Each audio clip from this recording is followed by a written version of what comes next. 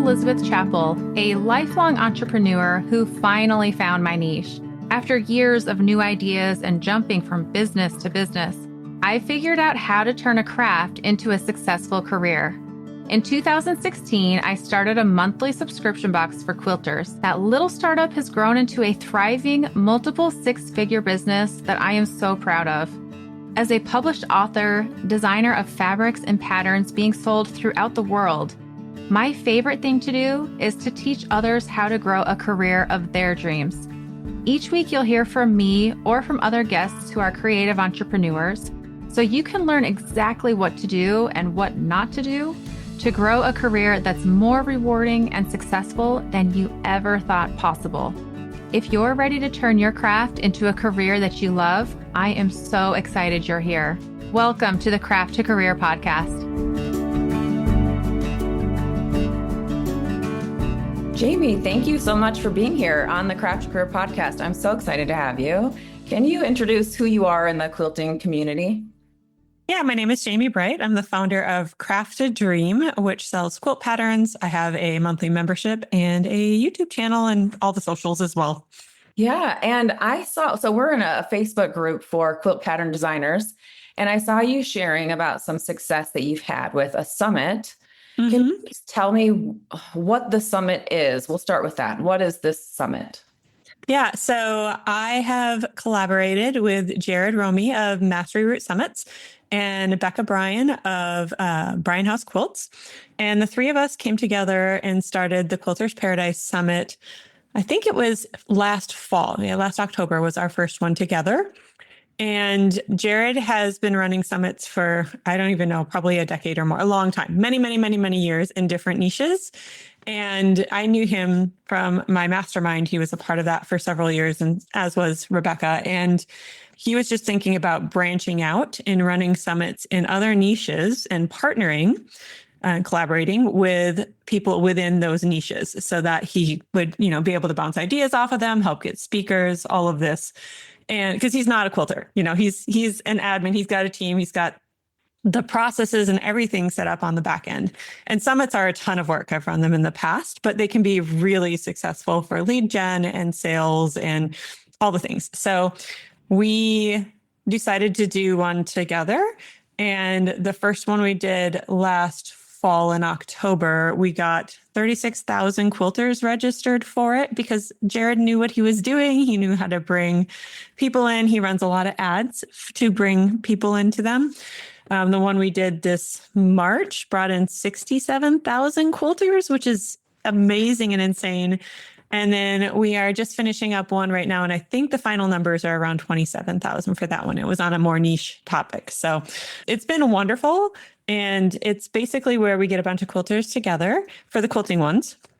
And everybody teaches on whatever topic they want to do, unless it's more niche. Like the one we just did was specifically teaching a project.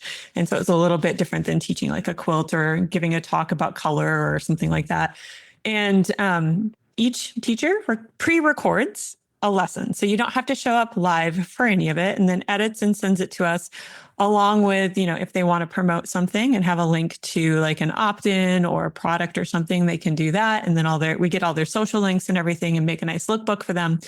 And then they also can promote the summit, which is optional for ours. I know a lot of summits are usually completely filled with collaborations. And so the person putting it together really wants a lot of speakers with a lot of followers because they don't run the ads. And so, the more people you invite, the more people, more every speaker invites people, the more everybody, you can get more exposure from everybody. We obviously reward that. If people want to do that, we pay an affiliate commission. So you make money that way. So it's free for people to attend, but if they upgrade for the recordings to keep them outside of the dates of the summit, then you get a percentage of that. And you can make a lot of money doing that. I've actually made quite a bit of money just promoting as an affiliate. That's part of what our arrangement is. But we spend a lot of that money back into ads so that that's how we get the big numbers. Is Jared has his team set up. They've been running ads for summits for years. And so even if the speakers don't promote, there's still an audience. And so it's kind of nice in that way, and that we don't have to rely on speakers, even though they can benefit from it. And then during the week of the summit, there's a 2-day period where your talk is live in public for anyone who registered. And we have a Facebook group where there's a post specifically for you. So you don't have to like sit and scroll through a Facebook group to try and find questions, but we just ask speakers to come and hop in once or twice and answer questions in case people have them. So it's pretty low commitment. I mean, making the video is obviously some work, and understanding what helps, you get sales from the video or new, leads for your email list. But it's been very successful in terms of the quilters generally love it. The people speaking, the results vary. And so much of that depends on what they choose to do for a talk and what they choose to do for opt-in. But some of our speakers have literally gotten multiple thousands of people onto their email list.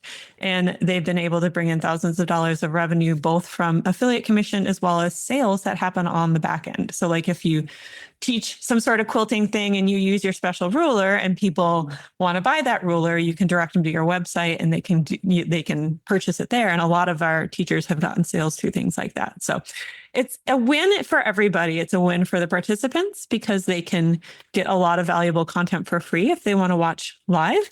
They can purchase, an upgrade if they want to, which is great for us because we get the revenue so we can keep reinvesting in this and pay our speakers something based on how many people they send in.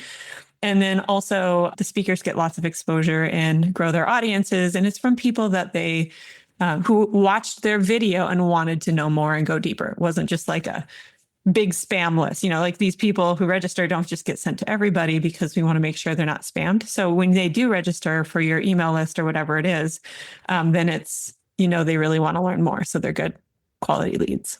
That is such a well-oiled machine. I'm just sitting in, I guess.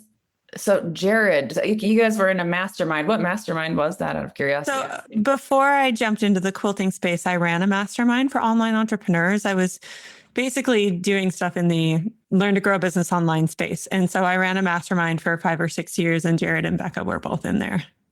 Oh my gosh. Okay, let's go back to your story. Tell me how you got started. What have you done in the career world as an adult? Go back to 18 years old. Oh gosh. Well, I had a lot of little jobs. We'll start.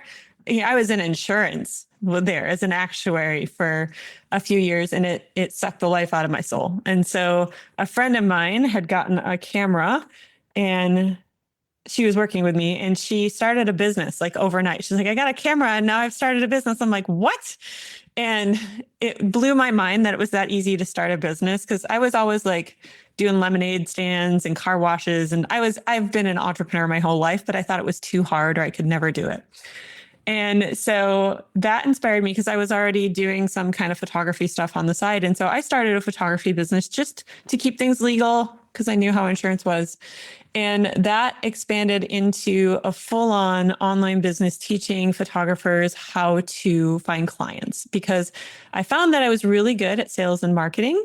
And I found it to be like a fun game. And then it was fun to learn all of that, but it was even more fun and rewarding to then be able to teach other artists and creatives how to make money doing something that they loved and get out of dead-end jobs they hated.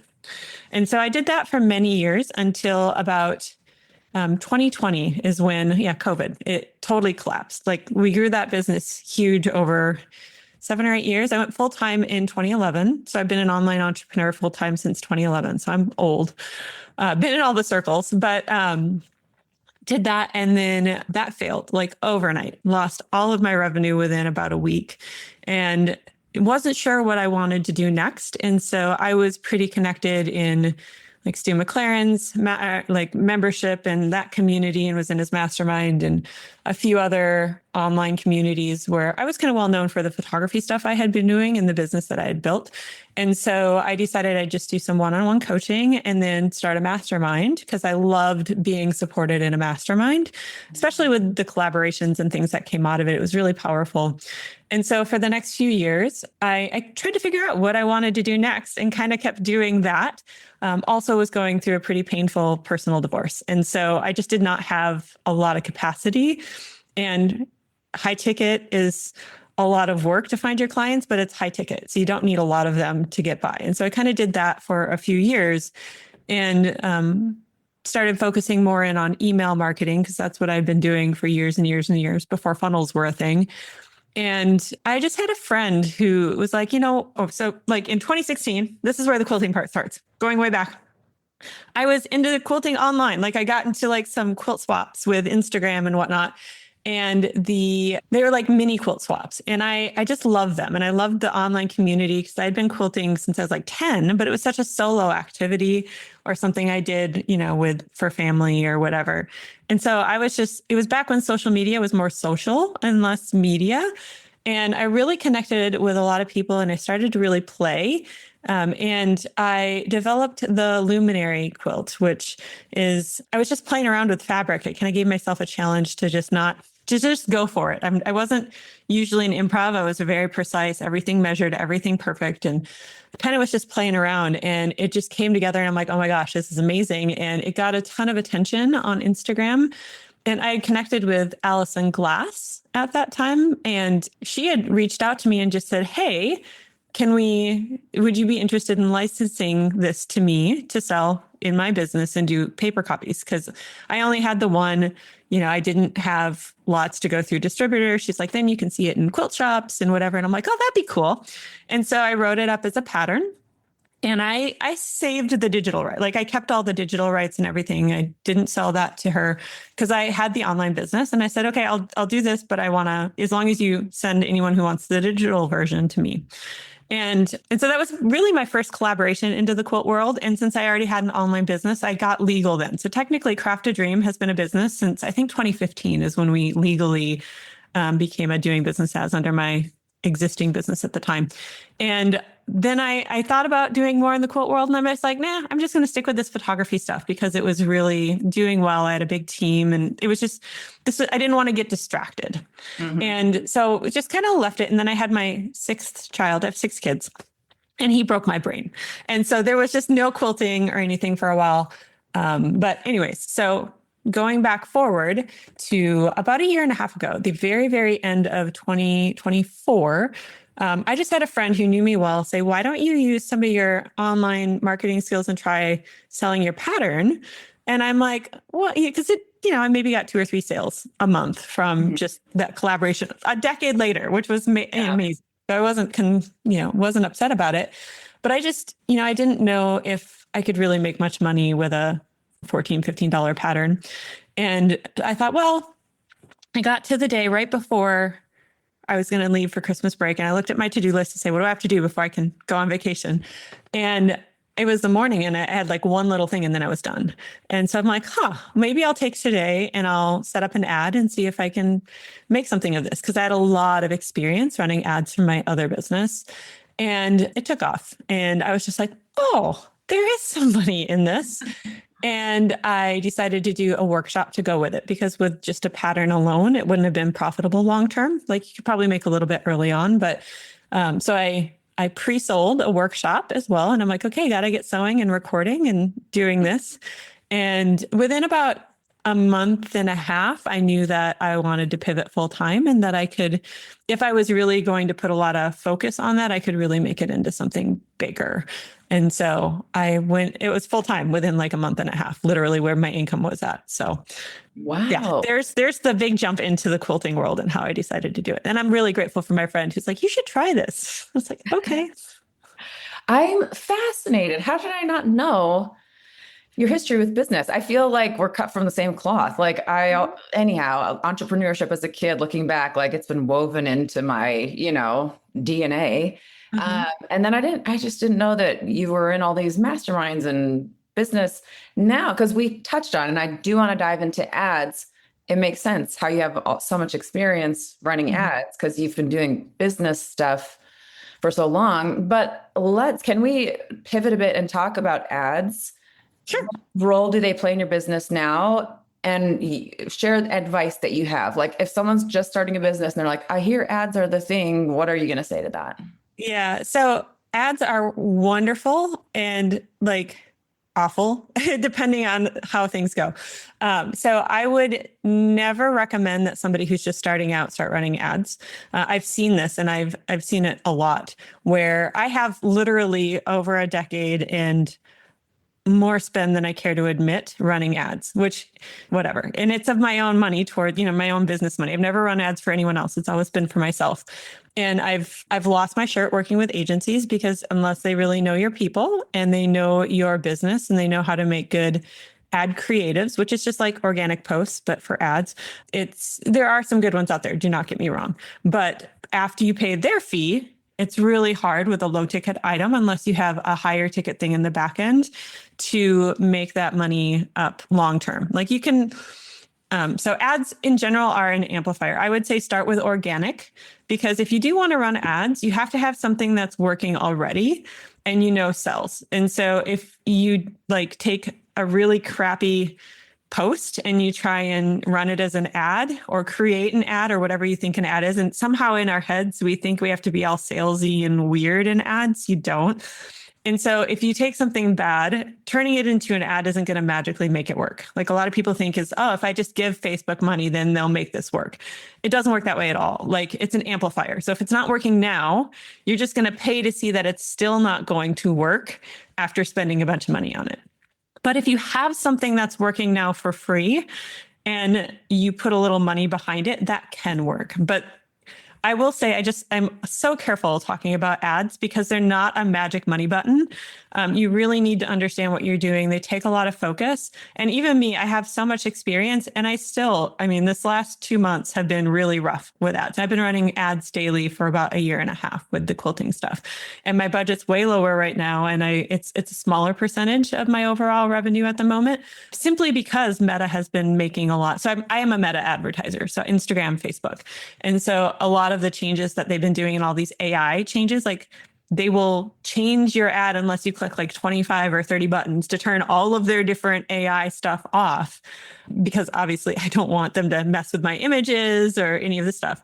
So it's you have to really understand what you're doing, or it's a very easy way to lose money. And so I always tell people, don't start there. Start with the organic stuff. Find out what's working and how much start tracking the metrics from that. Like if you are not serious enough to track your statistics, like which posts are bringing in sales and how much is your average order value? Like, are they just buying one thing? Are they buying multiples?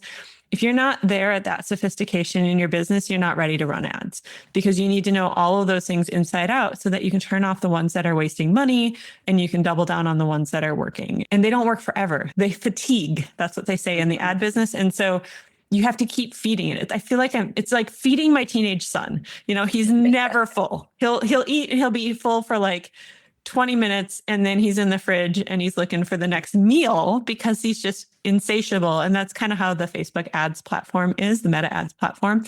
So it can work really well, but it isn't where I would start. I would start with organic social media marketing or collaborations or things of that nature, and then use ads as an amplifier when something is really working well for you.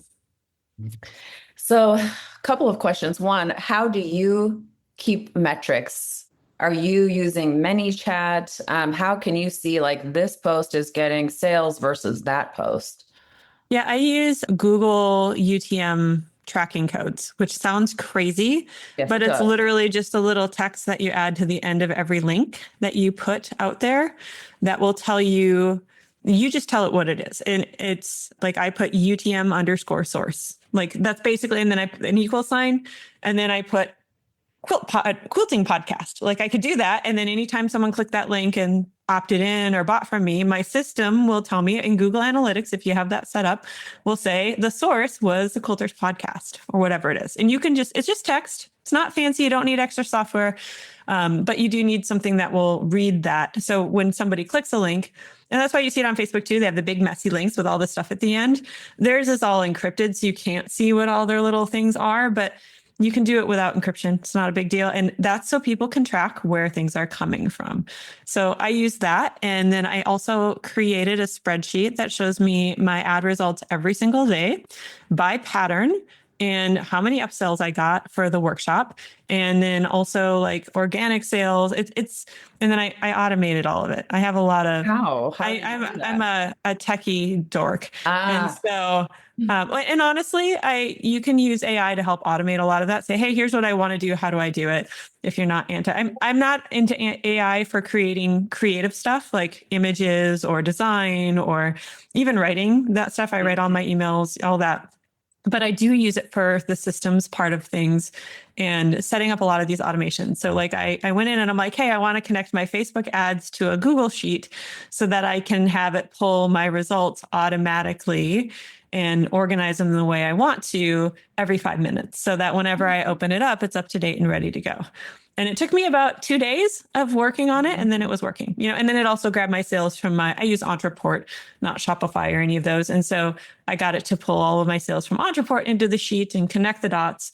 And it had it tell me like how to set it up in a way that was going to show me what I wanted to show me. So it used to be a lot harder. And when I started in 2011, you had to code by hand. So I learned a lot early on, enough to be dangerous. And so now it doesn't seem nearly as hard, but it is a lot of work to set that stuff up. But once you have it, then you can see everything and you can look at where are the sales coming from and where are they not. which is crucial. Oh my gosh, I have such a business crush on your business right now. Like,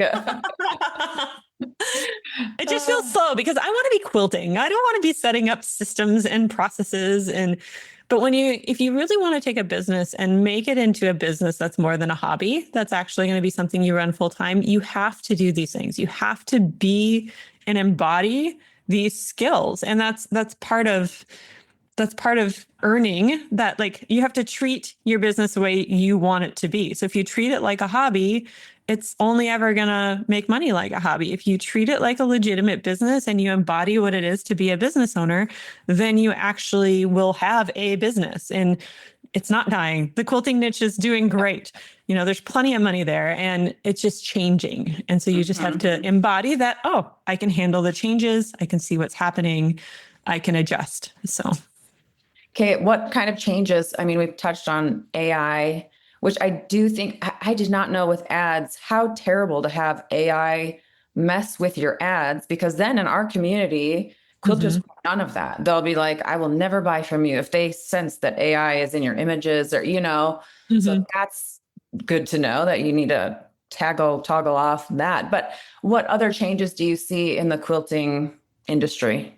I think the biggest thing that I've seen is I don't think it's going to be, well, one, we've seen all sorts of scams and people using AI to steal quilt patterns or try and write quilt patterns and throw a website together overnight. And, we've all seen that. And so, there's a couple things here. One, because I was in the photography industry when digital cameras and iPhones came out, so it was from film to digital, and then everyone having a digital camera in their pocket, that was actually quite good eventually and pretty fast. It killed the photography industry, the professional photography industry. And so there were still pockets of that where you could make money, but you had to adjust how you were doing things. And so I think the same thing's going to happen within the quilting world. One, there's going to be more people stealing patterns, which just sucks. And so I've got more thoughts on that in a moment. But then two, I do think before long, people are going to be able to upload a photo of a quilt and be like, how do I make this? And AI is going to be able to tell them pretty dang close to how to make that. And right now it's not quite there. Yeah. It is better. Like, it's getting close for some simple stuff. But when our patterns are no longer something of value and less people are buying them, how do we make money? Where do our businesses go? And what I was saying with the scamming sites too, is that they are popping up everywhere. And it's like every week there's another one stealing people's patterns, and pattern designers are chasing them down. And I'm not saying they shouldn't, because obviously it's our intellectual property and it's wrong, but it's also a huge distraction. And so people buy from who they know, like, and trust. That's kind of an old adage that we've heard over and over again. But I think that building trust and building something because they will buy from you if they know you, they like you, and they trust you that you're not a scammer. Like I've had so many wonderful quilters purchase my pattern saying, I just want to support you in your dream of doing quilting full time, because that is part of my message. It's like, oh my gosh, I don't have to teach email marketing. I can teach quilting. Like, yes, please. Like that sounds wonderful. And so, we buy from our friends and we buy from the people we feel a connection to. And so my focus moving forward is kind of twofold. One, it's how can I build more trust and relationship with the quilters in my audience already? And so for me, my email list is my number one greatest asset. And then the second thing that I'm doing is also YouTube, because video, yes, you could make an AI version of me and whatever. It's just, it will get to that some point somewhere where they can steal people's likenesses and whatever, even easier than they already can. But that's less likely to happen than just stealing patterns and whatever. And so right now, I mean, it's pretty clear that it's me because I'm not perfect, like all the AI or whatever. And so I decided this year, after, 13, 14 years of saying I will never do YouTube, I decided to start YouTube because quilting is very visual. And I really want to build a relationship with the people in my email, because they're just scanning an email. They may not even know it's me. Hopefully they do. But I really want to build that connection with the quilters that I'm serving and who are making my quilts and are in my world. And so my YouTube channel is for that. So I started that in March. And it can grow fast. I always thought YouTube was a long-term thing. I was monetized, which means I got over 1,000 subscribers and over 4,000 watch hours, like total cumulatively, within 3 weeks and 2 videos. And I was like, what? Wow, good job. Yeah, my second video went viral. And it wasn't because I emailed my list. It was because YouTube picked it up and started showing it to people. I did email my list about it, but not until after a week after I'd published it, and I had already hit my watch time hours for that. So I can't even take credit because of the audience I'd already built. So the opportunity's there for new content because YouTube is growing. They are growing fast. And so they need new creators. They want more unique content. So if you aren't just regurgitating the same things that are already there, like a lot of people are like, oh, just see what's working and then do that. It's like, no, do something that's actually your passion and your thoughts, like connective content where it really is sharing. And that was the video. It was 22 things I've learned over 35 years of quilting. And so I just shared all of the lessons I've learned. It wasn't techniques.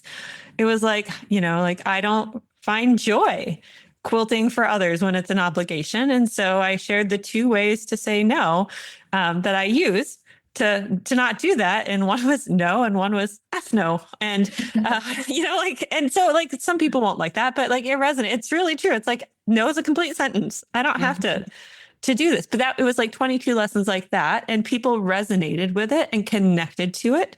And so when you can create content that really connects, they'll watch more of it, they'll comment more and engage with it. And YouTube is going to show it to more quilters like them. And so there's absolutely an opportunity there. And that's where I've really scaled back on my ads because they've become a lot more challenging this year, especially in the last, probably since January, actually, the whole 6 months, I've scaled back significantly from what I was spending there.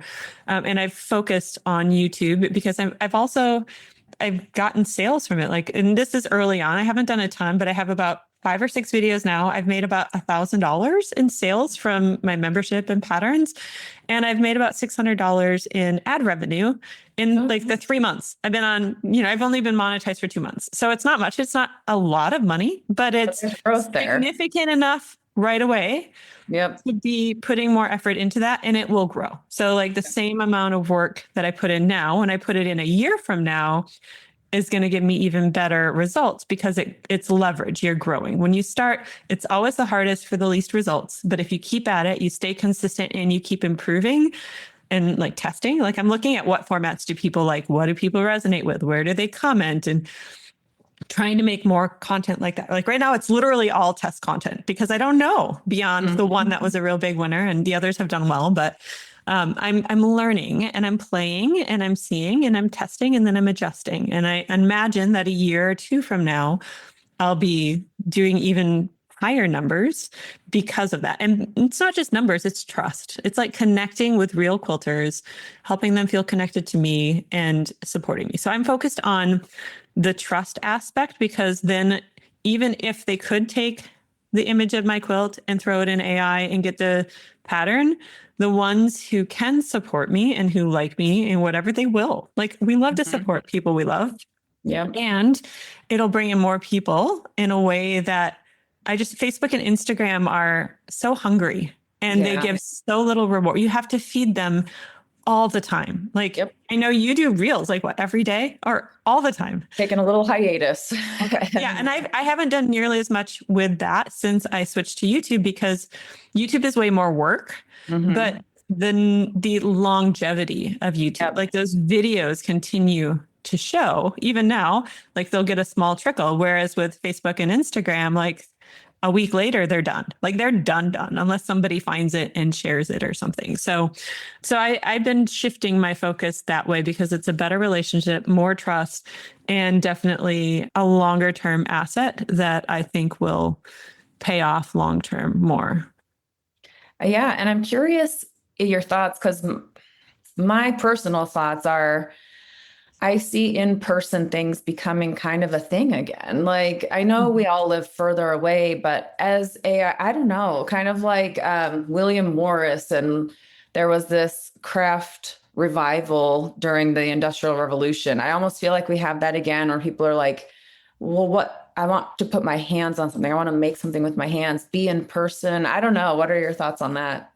No, I agree. I think that the more AI, and AI is in everything. So people who say they're not using AI, if you are on the internet, you're using AI. Like, it is embedded in everything, and it's only going to be worse. And even like half the content on social media is AI created. And so like the more people feel that and experience that, I think the less they're going to want to be on social media, and the more they're going to really want to connect with each other. It's actually something that I've been thinking about in terms of my own membership, because right now it's a monthly quilt challenge. And then I have quilt sponsors. That's a collaboration that I do with other quilt designers, where I promote their pattern to my entire email list. I've got about 80,000 people on there. Actually more now after the summit. I haven't added those into my main list yet. So, but I promote them to my email list, and then they in turn give a pattern, a free pattern. It's the same pattern. It's one they sell to my members inside the membership. So I do that once a week as well. So it's a way to give them exposure and, new people on their email list and sales. And then I can give more value to my membership. But I was just like, I really feel like I need more of a community component. Like, I have a Facebook group, but that's not the same as, because people are in so many Facebook groups now that it doesn't have the same connection, and really building that connection on a Facebook platform is hard. And I've used almost every, maybe not now because there's so many new ones, but I've tried to build communities off of Facebook, and it's just hard to get people to show up and engage and come back over and over again. So I think I went with Facebook because my people are on Facebook, but they don't know if they're posting in my group or like the Young and Millennial Quilters group or like, any of these other quilt groups, because it's just Facebook to them. And it's just kind of this Wild West. And so I've been thinking about either doing some sort of live video where people can hop on, or, Zoom call or something. But I also have 6 kids, and I really hate committing to live stuff. So there's a part of me that's just like, I committed to live stuff for years when I was running a mastermind and doing other things. It's just like, but yes, the in-person part, running retreats for sure will always, I think, be popular, but also any online connection that we can do to help not people just connect with us, but connect to each other within a community will be really powerful. Like this is part of why I think masterminds are so important, but it extends into the quilters community as well, because I think inside we all want to be safe and seen and supported. And that whether we're running a business or quilting, we want to be in a community where we can share safely and be supported and be seen. Like, we want to be recognized for what we've done.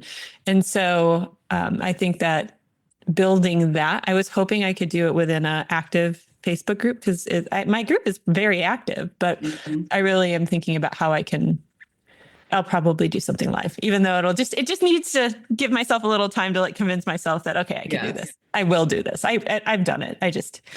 I hate commitments on my calendar that are ongoing. I feel like you're speaking the internal dialogue that's in my brain. I go through the same thing. I'm like, but I don't want to, but I should. And anyhow, yes, those I'm the same.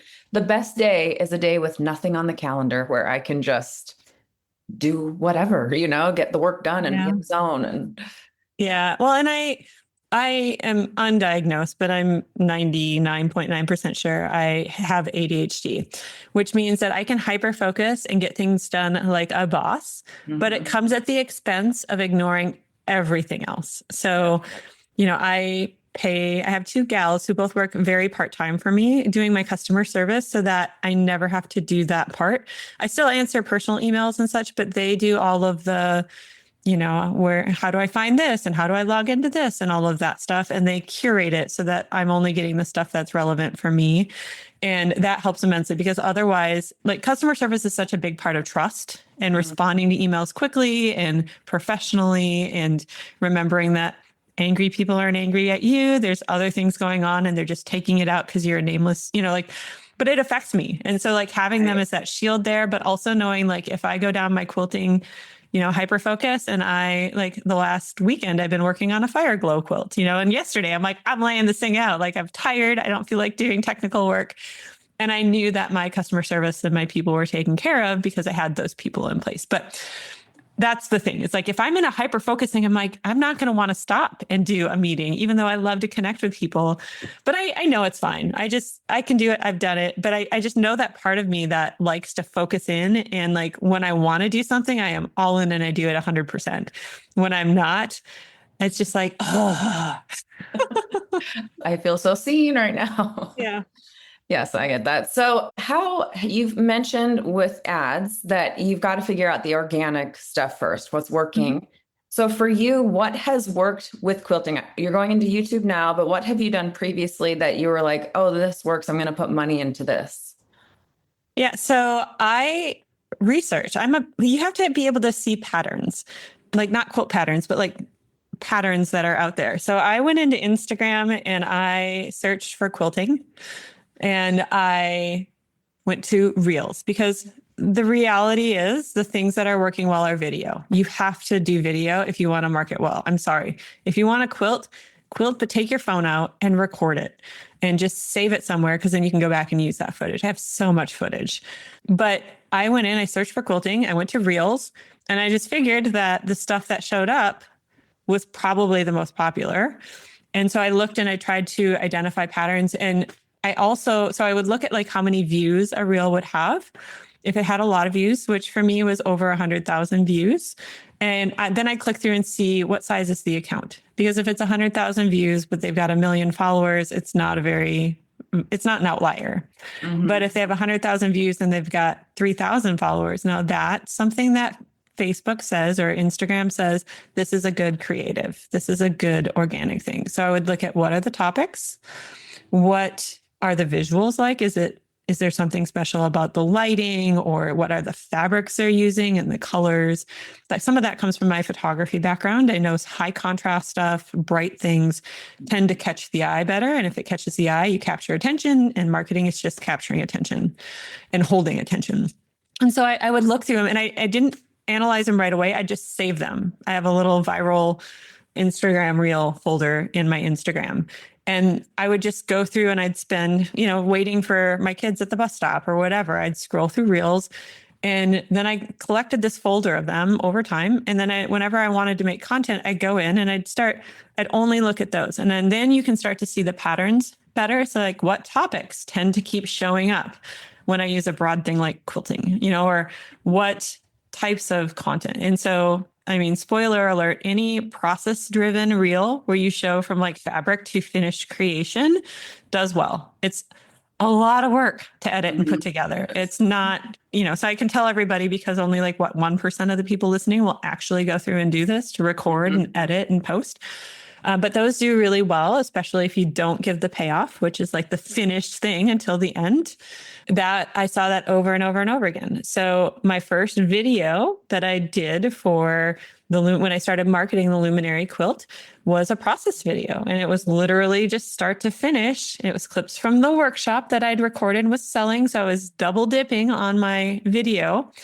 And I put it together and it took off organically. And then I put money behind it as an ad. And that one has made me the most money it's the first post pinned under my reels, I think, or one of the first ones, because it sells really well, even though there's no like voiceover. It's just the thing. And then like, some text telling people what it is.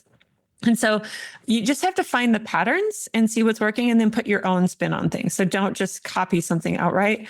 The other thing that works really well always, and I never used to do these, but I've started, is like memes and entertaining content that are relevant to quilters. So like anything that is relatable, like, I don't know, what do we all hate? When people ask us to make t-shirt quilts or, whatever, those relatable things that we as quilters understand that nobody else does, those uncommon commonalities that we have, those things people will share because they'll feel seen and be like, oh yeah, like they'll share it because they feel like it's a part of them. And so if you can get a lot of quilters to see something and it's a quilter, then when you put your next post up, that maybe is more of a promotional post, then Meta or Instagram, Facebook, whatever, will know, like, let's show it to the people who watch this other one first and see how they respond. And if they do, like they'll be more likely to buy because they already watched. And anyways, that's kind of how it goes. I'm an algorithm geek. My head is like an equation. So that's how I find them. And that's how I look at what's working.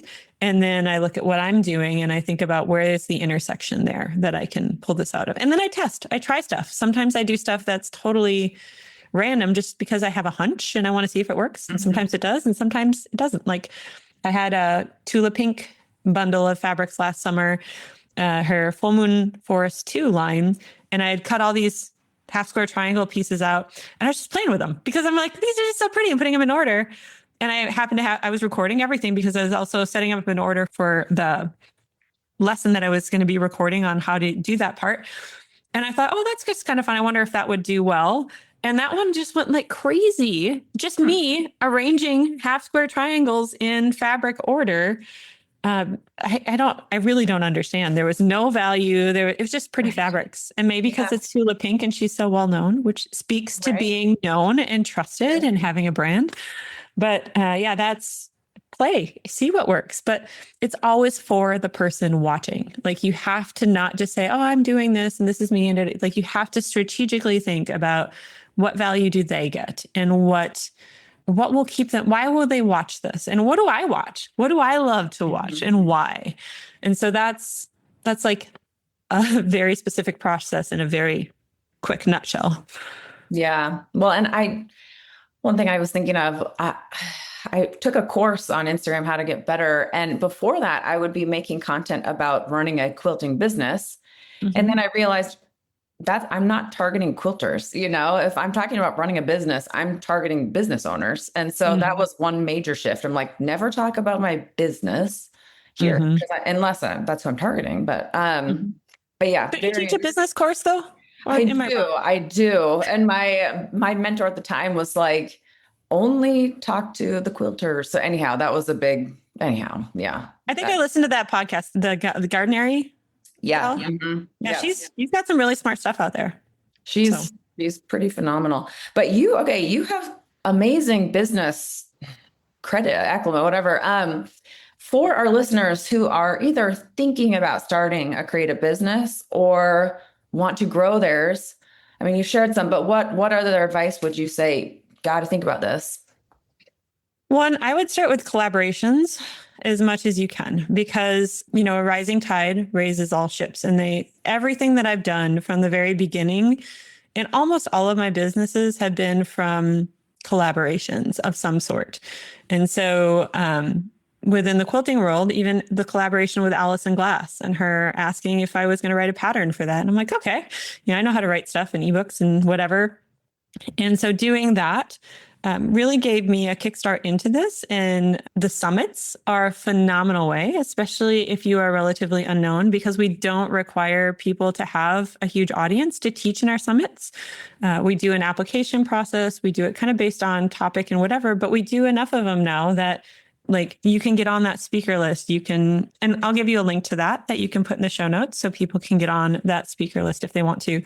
But if you can do something like that, and that can be huge, because if you can get 1,000 email subscribers, that's 1,000 people who've watched some sort of presentation from you and thought it was good enough that they want to know more, and they're going to want to buy your stuff, and they want to be like they want to be a part of your world. And I think thinking about building a community around your business instead of thinking of it as selling to people, like you're inviting people to purchase if it's something that they like and to support you in what you're doing. So collaborations are huge. There's like, I do a lot of collaborations. And if anyone is interested in hearing more about collaborations, I'll give you a link to where I'm going to have an email list just for people who are interested in collaborating. But I'm happy to hear any ideas, because they've been huge for me for years. So collaborations is where I would start. They're the fastest, cheapest way to get going fast and to really help each other grow. Everyone wins in those if they're set up well. Second is really treating your business like a business, like I said before, and embodying who you need to be to run the business that you want. If you treat it like a hobby, it will never be more than a hobby. It just won't. And so are you willing to become the person who runs the business you want to have? And it's okay if you just want to make a little bit of extra revenue on the side. But if you do want to do this full time, you can. Like everyone says, oh, there's no money and you can't do this full time, whatever. I did it in 2 months. 2 months. Now I had skills and I had background. I didn't just jump in, but you can develop that background. You can invest in yourself to learn the skills or to hire a team. It will require some investment of either time, money, or expertise. And so you'll need at least one of those. And if you don't have the expertise, then you probably need the time and the money to get there or whatever it is. But are you willing and do you believe in your business enough to do that? So you have to see it before anyone else will, because the world is going to tell you you can't do it full time. Like, and yes, you can do it full time. I don't have a spouse that's supporting me like with this. Like I have a partner, we have separate finances. You know, he's a second partner now. He's not my kids. Like I don't expect him to support my children, right? That's my responsibility. And so like, I have to bring money in. I can't not work, you know? And so you can do it. You can, but you have to be the person who knows what to do. You need to learn marketing and sales. You have to, you do. I do way more marketing and sales than quilting, sadly, but I love the quilting. I love that I can do it here. And as much as I hate to say it, you really need to do video. Today, you have to do video. Like, especially if you're on Instagram or Facebook, Reels are the way to go. YouTube, longer form content. The shorts, they do well there too, but like I find that the long form content is really what does the heavy lifting there, both in terms of building relationship, but also in terms of their algorithm. They're trying to be more of TV. Like I think they have more watch hours than Netflix does at this point on TVs. And so I could be wrong on that stat. I don't have it in front of me, but I heard something similar. And so their future is moving towards television. And so you need to have that longer form content for TV watchers. And there's a lot of quilters out there who are retired, who are lonely, or who are looking to watch something while they're quilting. They don't want a 30-second reel while they're quilting. They want something longer that they can sit back and enjoy and kind of listen, quasi watch while they're doing their quilting. So video is really very much so key there.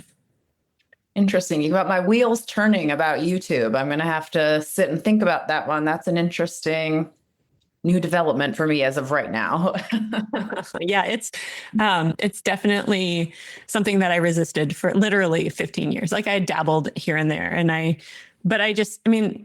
so when my daughter, who is now 18, when she was 5 and she did her first dance recital, I took a video of it and it was hilarious because she's that kid. You know, she's the second child, all energy. And I put it on YouTube and I didn't think, just to show family and friends because they didn't live near us. And it has like 3.5 million views. It got picked up in 2020 when everyone was inside by, I don't know, it's a long story, but long story short, it's been out there for, 11 or 12 years, getting all of these views still. It Yeah. keeps going up. I can't monetize it because it's got copyright music in it. It doesn't matter. It's a different channel. It's an old, just a little private thing. But that just showed me that if a video I made 11 or 12 years ago can suddenly get picked up and, like 6 years after it was made and blow up like that, anything can happen. Like anything can happen on there. And so when you make content for Instagram and Facebook, it's gone. It's like a flash in the pan. It's like a leaf that catches on fire and just burns. It's gone. Whereas YouTube is one of those long form platforms that can last a long time and can continue bringing results for a long time. And you can make money through them at such a higher rate than you do through the Facebook monetization program. I don't think Instagram has theirs yet, but so it can be another income stream, which is nice as well. So that's why I really went deep there. And do you want recommended resources for that? Oh, yes, please. So Jerry Potter, he was also in my mastermind. He was the one who really was talking YouTube to me for years. He has an awesome, he does I can't remember if it's a free or a really low ticket, 1 week YouTube kind of deep dive. I think he charges a little bit for it because then he feels like he can tell everything, it's like he doesn't have to hold back. He's super generous, super smart in terms of YouTube. And he has a really great course to start with. And I think he runs that goes into a 3-month, do it together if you want to. So he gives you all the info in a week and then you can do it together over 3 months if you want to. And that is really good. I haven't been in that I went through some of the content a couple of years ago, but that's a great place to start to kind of learn the basics and what you need to know for doing a successful channel.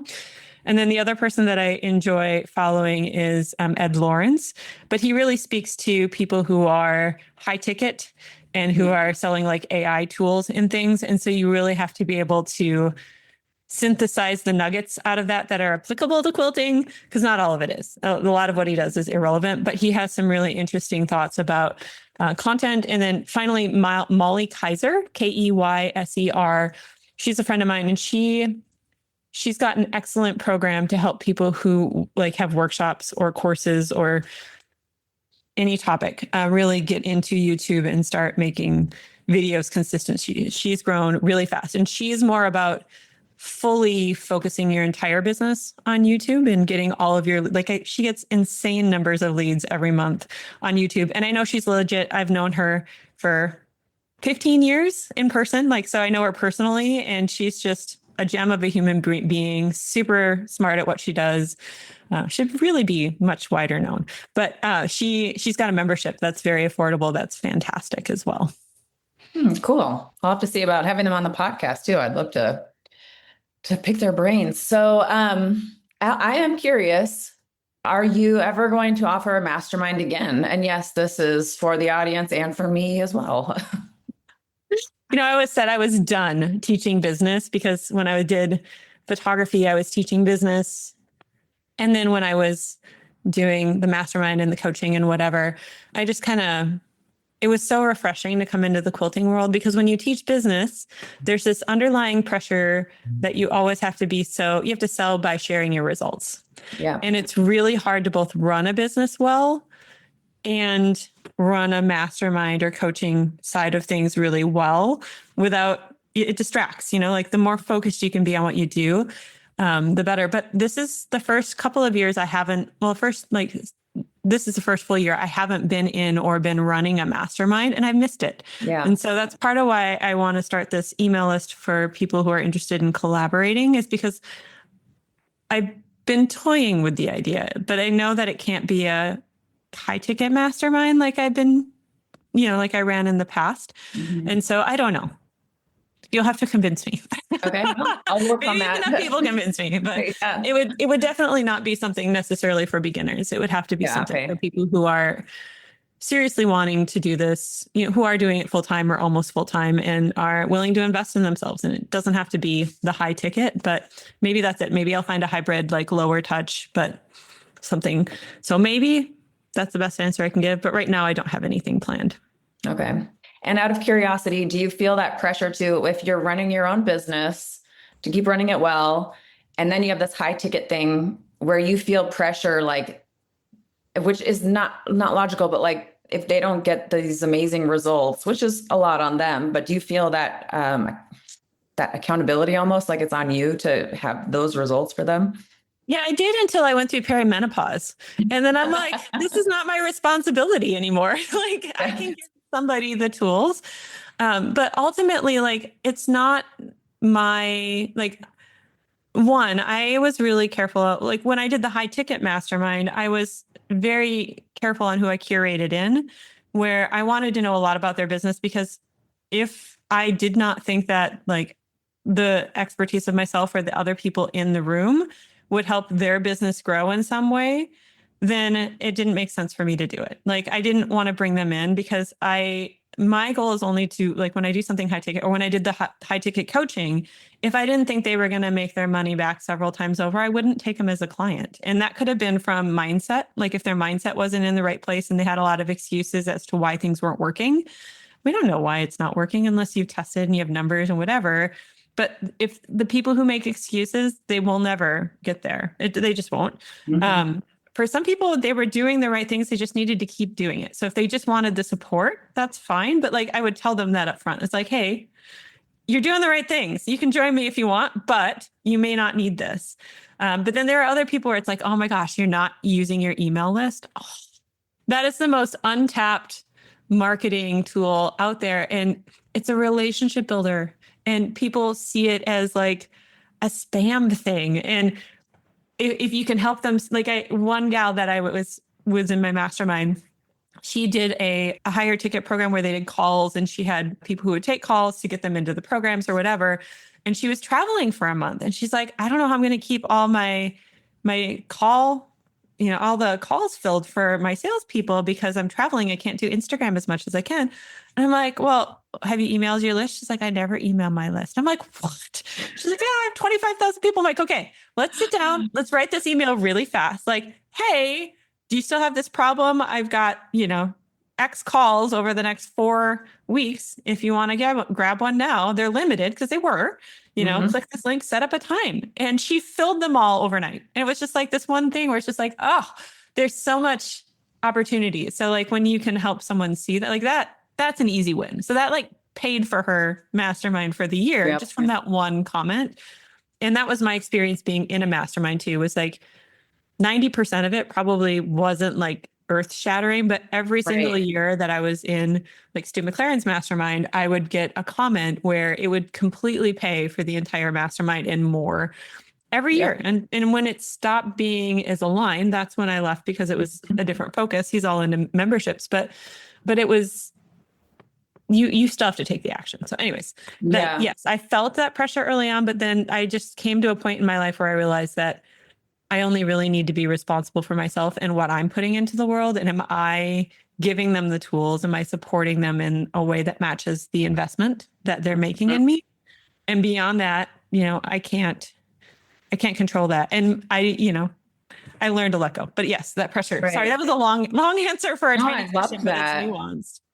Well, okay. And then I will say, like, I'm pretty public about this. I've paid $10,000, $15,000 for mentoring, but I've earned over 100,000 back from little tweaks that they've given me. And so I would happily pay that amount any day with that kind of return. So when people are afraid to invest to improve, I think that might come down to a mindset thing where they don't trust themselves enough, maybe, or I don't know. But anyhow, side note, I did want to ask you, email. Okay, speak to me to my audience of quilters. One of their biggest questions is, what should I be sending in an email? I don't have things to send unless I have a new pattern. So what kinds of things would you tell a quilter in particular, or any creative business owner? What kinds of things should they be emailing, and how often would you recommend in an ideal world?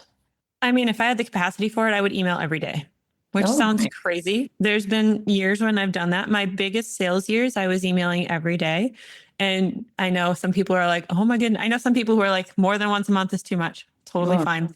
But when I was doing that, I was doing very story-based emails, short, where there was something of value within that story every time, but it wasn't selling every time. It was like notes, like you leave your kid a note, or a friend, a little voice memo on, or a message or something like, like, and share, like when I was teaching photographers, I'd share a little bit about the photography stuff that I was thinking about or the marketing that I was doing in my business. And then I'd say, this is how you can do it too, or this is why we do this. And so it could be like, I did one about my son when he decided to take a swimming test at camp without being ready for it. He wasn't a very strong swimmer, and how I got to be his buddy next to him as he swam in the lake, and like how he didn't think he could do it and how he just needed somebody to encourage him. Like, yes, you can do this. We're here to catch you if you fall, but you can safely take this risk. And talking about how that's what a mastermind is, or whatever, is where it allows you to take more risks and more safely because you've got people there coaching you along and encouraging you. And he would have given up and, grabbed the little boat or whatever, probably before he got to the end, but then he did it and he was so proud and he was able to paddleboard all week long, like whatever. So stories like that people connect to and can resonate with, never feel salesy. And I would do that sort of thing. Right now, what I'm doing in the quilting thing is I have a newsletter that goes out every Saturday morning. I want it to be predictable. It's usually a little behind the scenes about what I'm working on. I try and tie it in with some sort of emotion or personal lesson, because I think especially most of my quilters are women, not all of them, but I'm a woman. And I know that we struggle with a hobby with putting everything else first, so my last one I sent out was about how, I finally allowed myself to work on this Fire Glow fabric quilt that I wanted to, that had been sitting next to me because I got all the other stuff done. And I'm like, even now, even though I know better, I still feel like I have to earn my quilting time. And I talked about that relationship with how when I actually make that a priority, I spend less time on my phone between stuff. And like, if you actually look at what you're doing, you probably have time in your day to put it first and still do everything else you need to, if you want to, And so like, just giving people permission to be like, oh yeah, I probably could do this. That's a great connection point. And then I'm mentioning like, oh, and because I said I took a break from working on my Luminary Glow Up workshop, because I've got the pattern done. I'm editing the workshop. It's due out by the end of the month. And I just said, I've been working hard on this. And I linked it. I didn't say, go buy this. I didn't say, you need this. Da, da, da, da. And I made 10 sales from of the workshop and the pattern together, just from that little link, without saying anything else about it. So they curious, they clicked it, they bought it. And then I share a lot from my community of people making my quilts. So every single week, I usually have 3 or 4 versions of my quilt that other people have made or are working on that they've posted in our Facebook group. And then people love being recognized and inspiring others. So they love that. And a lot of people see it and say, oh yeah, I want to do this too. And so we link to the stuff there, even though it's not salesy, so that they can, like this quilt or this Stardrift quilt or whatever. I do a sponsored pattern of the week feature, which is what I talked about. That's a collaborative feature in there where I promote another quilt designer and their specific pattern that goes straight to their shop. And then they in turn give one to each of the members for 1 week only, not forever. So it's not like they have to keep giving their product for free. And I know a lot of people in the quilting world are really against giving away stuff for free. There's such pushback, but I've done it in every other niche I've been in, and it always comes back in such a positive way. Like, it doesn't actually cost you anything if it's digital. Right. And you get, anyways, that's side rant. But I always have a sponsored thing of the week because there's a pattern of the week. And then I usually have some sort of closing thoughts or whatever, like, hope you have fun quilting this week, or if I have something else going on there. And then a PS, I've been trying to add something cute and fun that's not at all, doesn't always have to be quilting related. So like I put that cute little dance video of my daughter in there once. And I put one of like some otters playing around, like stuff, if I see things online that I just think people will find heartwarming and feel like, make them smile. My PS is meant to be a smile. And then sometimes like a PPS would be like, oh, and don't forget, there's this thing, if there's a sale or something else going on. I use the PSs and PPSs. It's, so I want it to feel, that one's more newslettery. And then when I do launch a pattern or something, I send individual emails outside of that as well, leading up to the pattern. And those may be more story-based, like why I made this, or some of the features, or here's one of the techniques I did in this, and you can learn it all here. It doesn't have to be so hard. Like, what would you write to your grandma? Or what would you write to a friend, a quilter, And you don't have to sell as much as mention, Yeah. and invite. If you can shift from thinking about, I have to sell this and promote this to, I get to invite people into a moment of fun and creativity and joy. If they like it, of course you want to say, well, feel free, you can get it here. But you don't have to slap them over the head with, wet fish and like, how weird analogies today. Oh my goodness. Funny, but like, you don't have to push and you don't have to feel slimy and gross about things at all. Like that doesn't work. But if people like what they read and they connect with you and you're providing value to them, they're going to want to buy these things and they're going to naturally do it. And then when you do something that's more sales focused, you can sell a lot. Like I sold like 800 copies of my pattern to my email list in a week and workshops on top of that. If you don't have workshops, that's the other thing. If you don't record your quilts and do a workshop teaching them how and sell that as an extra upsell, 25% of my people bought the workshop on top of the pattern. And so that's a lot of revenue in a very short amount of time and it'll continue selling. So I always recommend, if you really want to make this a career, having that workshop added, even though it takes way longer. I only do like 2 or 3 patterns a year. And I may even slow that down because then I keep promoting the ones that I have. So I will say, that's a big thing where people are like, I need more money, I should make another pattern. I'm like, ooh, just sell the one you have, like get really good at selling that. But it sounds like there's similarities between a reel that does really well, where you're connecting with the quilter on the talking about like what people don't understand, trying to connect with the like uniqueness of being a quilter, that kind of humor, and bring that into the newsletter in more of a longer form, telling a story, sharing why you've been putting this aside or feeling guilty about it. The same things that make a good reel or probably a good YouTube video, it's a connection. And then the story, sharing the story behind why you designed this quilt, the emotion behind it, your son learning how to swim, like connect it with this human thing. And all of a sudden it doesn't feel salesy because it's not. You're sharing this human connection and why we create or that kind of a thing. Yep, absolutely. And a lot of times people just don't know. Like we think that we're annoying people or whatever, because I think especially as women, so I'm only going to speak for, I think in general, a lot of times women are taught that we're too much, that we're a bother, that we're annoying people. And so that comes across in how we email. I was in very masculine online marketing. I mean, it's like Alex Hermosi and just the most obnoxious bro marketers you've ever met. They don't have any hesitations about doing this ever. And it works. And it's not just because they're selling to other men, and so when we can take our empathetic parts, and I hope nobody is offended by I say women, because I know I'm totally supportive of all genders. And I know this is a gross generalization, but what I've found is when working with women, and anybody who has this deep empathy and actually cares, that actually is an asset that we can use in our emails and our communication. And I just think about like, what would my aunt like, or grandma, or whoever, and like what value? And you can put some of those reels in, like I do. The slash email, I put in a 30-second reel, and this is how I do my half square triangles without trimming them. And so it's 30-second tutorial, super short. You can see exactly how I do it, so I don't have to trim them. And tons of people click through and watch that. And it adds to the views. It's not a big deal, but it was adding value and it was letting them go deeper into my world. So the more we can get them deeper into your world and connected to you and connected to the content that you're putting out on the internet and for the world to find you, the deeper they're going to just feel more supportive of you as a human being in general and want to purchase stuff that's relevant to them. They're not going to buy it if they don't want it. Like they just won't, but they will buy from you instead of trying to figure it out on their own or whatever else when they have that connection. I just feel so motivated. This is the kind of thing that I need on the regular because I'm like, I'm fired up. I'm ready to go. Like my business is so.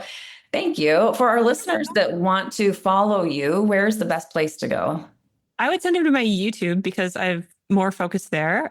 So that is, I think I'm Jamie M. Bright is the @Jamie M. Bright on YouTube. And then I am on Facebook and Instagram. I am Jamie Bright Quilts on Instagram and Craft a Dream on Facebook. I know different names everywhere. That's not good marketing advice. Long story I won't go into, but those would be the way to just, if you want to see my content and what I'm putting out and how I'm connecting with quilters in general. If you are a quilting professional or in the craft space and you want to connect with me or get to know me, I love to collaborate. I really do want to build like this community of people like you who, we can just chat, or maybe I'll do a mastermind. I don't know right now, but I will send a link out, or I'll give you a link and people can sign up via email and then at least tell me who you are. I'll put a little note on there so you can say, like a contact form. There we go. That would be great. Awesome. Well, thank you so much. This has just been so fun. I know the listeners are going to really love this. So thank you, Jamie. Oh, thank you for having me. It's fun.